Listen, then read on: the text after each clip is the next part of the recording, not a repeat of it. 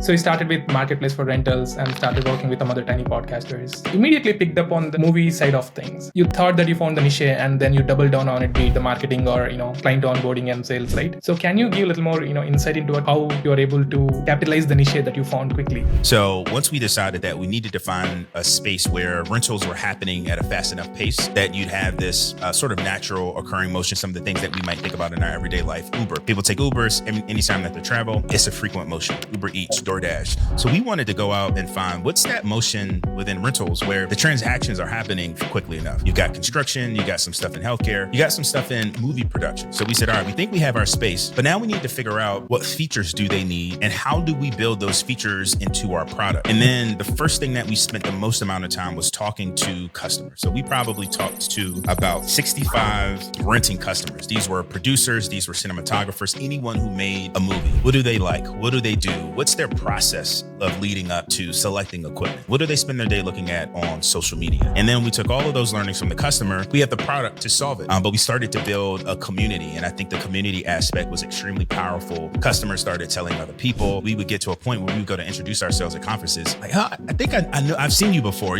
We're Boxed Up. And that was probably the coolest experience. It was clear that we had done our job enough that people knew who we were before we even walked in the room.